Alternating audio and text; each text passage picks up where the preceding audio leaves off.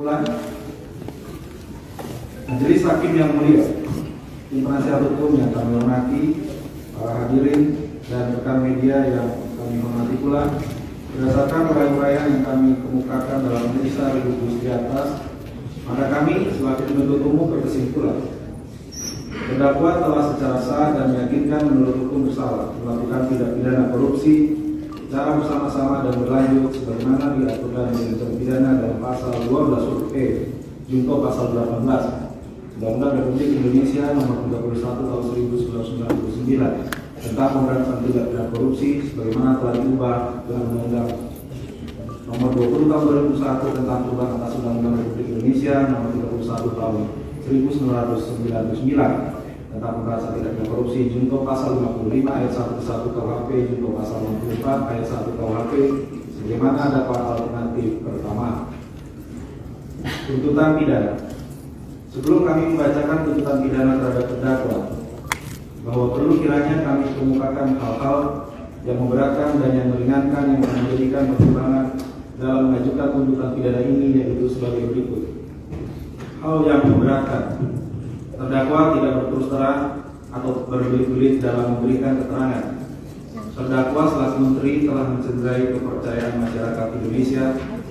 Terdakwa tidak mendukung program pemerintah dalam pemberantasan tindak pidana korupsi, dan tindak pidana korupsi yang dilakukan terdakwa dengan motif yang tamak.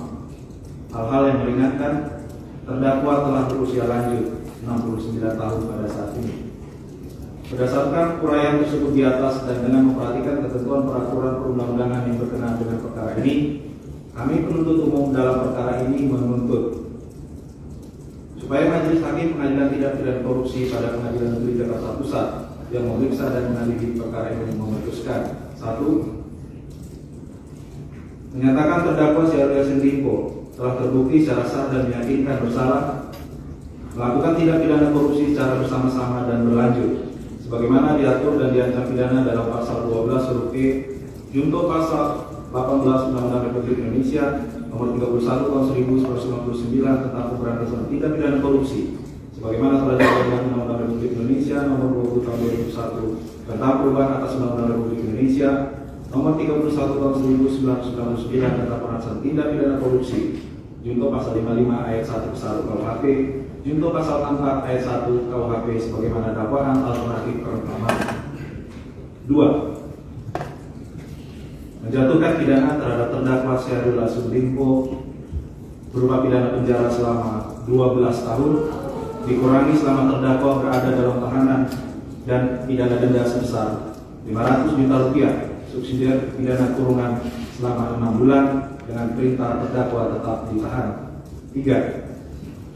Membebankan kepada terdakwa Syahrul Yassin Limpo untuk membayar uang pengganti sebesar 44.777.204 rupiah dan ditambah $30.000 Amerika Serikat dikurangi dengan jumlah uang yang disita dan dirampas dalam perkara ini, dan ketentuan jika terdakwa tidak membayar uang pengganti dalam waktu 1 bulan sesudah putusan pengadilan telah memperoleh kekuatan hukum tetap, maka harta bendanya dapat disita oleh jaksa dan dilelang untuk menutupi uang pengganti tersebut.